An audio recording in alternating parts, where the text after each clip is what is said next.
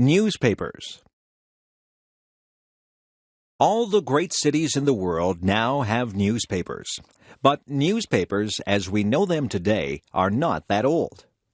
The very first newspapers began long after the invention of printing.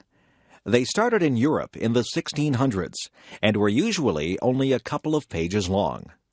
For a long time, newspapers were not very common. Governments didn't want public discussion of their policies and decisions. Often, they closed down papers or taxed them heavily. The stamp tax on newspapers and pamphlets was one of the causes of the American Revolution.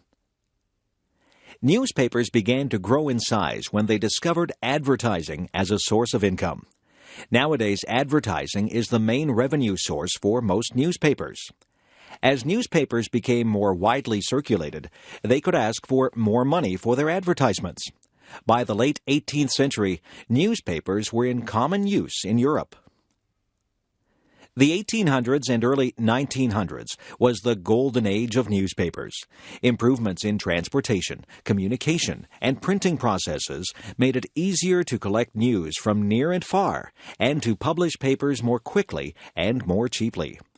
The Weekly Dispatch and the Times, both of London, England, were leading newspapers through much of the 1800s. The Times was one of the first papers to include illustrations. It was the first newspaper to use a steam engine to turn the presses. When the tax on newspapers was reduced in 1836, the Times was able to increase its size considerably. In 1840, it began to use the telegraph to collect news stories.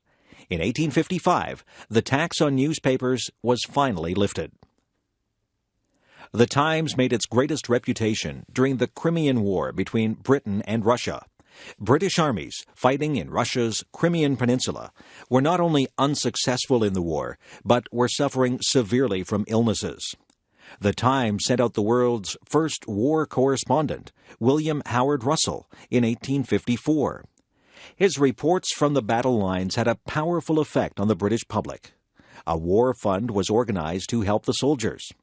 Russell forced the government to accept the offer of Florence Nightingale to organize nurses to travel to Crimea. A photographer, Roger Fenton, sent back photos from the war, which were published in the Times. Meanwhile, in America, a more popular approach to newspapers had developed. The newspaper had spread west with the pioneers, and nearly every little settlement had its own paper. American newspapers were cheaper and livelier than British ones. They were aimed at the average person rather than the governing class. Examples of the new style of editing and publishing were Joseph Pulitzer and William Randolph Hearst. Hearst especially employed sensational and emotional writing, which aimed at stirring up the public to action. Hearst is sometimes accused of starting the Spanish-American War of 1898 with his overheated editorials. Nonetheless, his methods were successful in raising circulation and were widely imitated. The modern newspaper contains more than hard news. In fact, news may be a fairly small part of it. Advertisements, gossip, show business, photos of celebrities, sports, stock market prices, horoscopes, comic strips, weather reports, and much more are found in its pages. The modern newspaper is a total entertainment package.